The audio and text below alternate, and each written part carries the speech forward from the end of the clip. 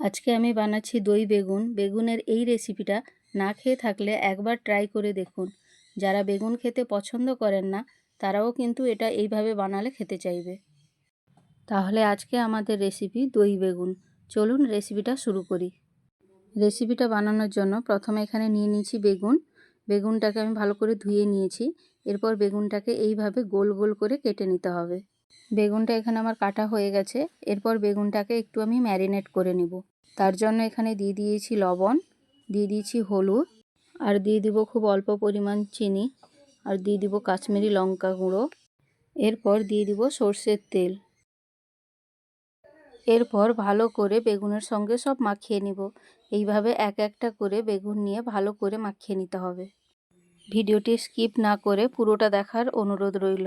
দেখতেই পাচ্ছেন আমি কিভাবে এক একটা করে ভালো করে মাখিয়ে নিচ্ছি, আর বেগুনগুলো কত সুন্দর কালার হয়েছে। এই রেসিপিটা কিন্তু বানানো খুবই সহজ এবং খুব কম সময়েও লাগে। এখানে আমার সব বেগুনগুলো ম্যারিনেট করা হয়ে গেছে। এবার একটা ফ্রাই প্যান নিয়ে নিয়েছি। ফ্রাই প্যানটা গরম হয়ে এলে তার মধ্যে দিয়ে দিব সাদা তেল। তেলটা গরম হয়ে গেছে। এরপর বেগুনগুলো ভাজার জন্য আমি এখানে এক একটা করে বেগুন দিয়ে দিব।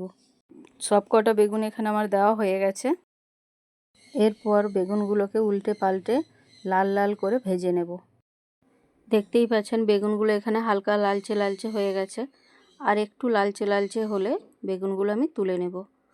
বেগুনগুলো এখানে সব ভাজা হয়ে গেছে। এবারে এক একটা করে বেগুন আমি তুলে নেব। আমি এখানে এরকম একটা পাত্র নিয়ে নিয়েছি। তার মধ্যে দিয়ে দিয়েছি দই, পরিমাণ মতো লবণ, আর টেস্ট মেনটেনের জন্য অল্প চিনি। দিয়ে ভালো করে দইটাকে এভাবে ফিটাতে থাকবো। দইটা এখানে ফিটানো হয়ে গেছে। এবারে দইতে তড়কা লাগানোর জন্য ওই একই তেলে দিয়ে দিব কালো সর্ষে, আর দিয়ে দিব কালো জিরে, আর কেটে রাখা শুকনো লঙ্কা, আর দিয়ে দিব কয়েকটা কারি পাতা, আর রঙের জন্য দিয়ে দিব কাশ্মীরি লঙ্কা গুঁড়ো আর হলুদ গুঁড়ো। দিয়ে ভালো করে এভাবে নাড়তে থাকবো যতক্ষণ না তড়কাটা ঠিকভাবে রেডি হয়ে যাচ্ছে। তড়কাটা এবারে দইয়ের মধ্যে দেওয়ার জন্য রেডি হয়ে গেছে। এবার আমি দইতে তড়কাটা দিয়ে দিব। দেখতেই পাচ্ছেন কত সুন্দর কালার লাগছে দইতে দিতে। ব্যাস এবার একটা চামচ দিয়ে ভালো করে এইভাবে মিশিয়ে নিব। আপনারা বাড়িতে অবশ্যই এইভাবে একবার ট্রাই করে দেখবেন। দিলে বুঝতে পারবেন দই বেগুন বানানো কতটা সহজ। আমার এখানে সব কিছু ভালোভাবে মেশানো হয়ে গেছে। এবার এর মধ্যে ভেজে রাখা বেগুনগুলোকে এক একটা করে এর মধ্যে দিয়ে দিব।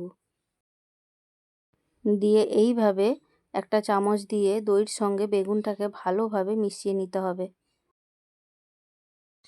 দেখতেই পাচ্ছেন আমি কিভাবে মেশাচ্ছি, ঠিক এইভাবে মিশিয়ে নিতে হবে। আর বেগুনের ওপরে দইটাকে এইভাবে দিয়ে দিতে হবে।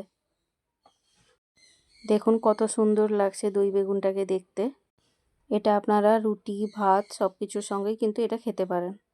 তাহলে আমাদের দই বেগুন এখানে পুরোপুরি রেডি। এটাকে এবার আপনারা গরম গরম সার্ভ করতে পারেন। আজকের মতো এই রেসিপিটি এখানেই শেষ। দেখা হবে আবার পরের ভিডিওতে। আর আমাদের এই ভিডিওটি যদি আপনাদের ভালো লেগে থাকে তাহলে অবশ্যই একটি লাইক, কমেন্ট আর পূজা প্রতিমা কিচেনকে সাবস্ক্রাইব করতে ভুলবেন না।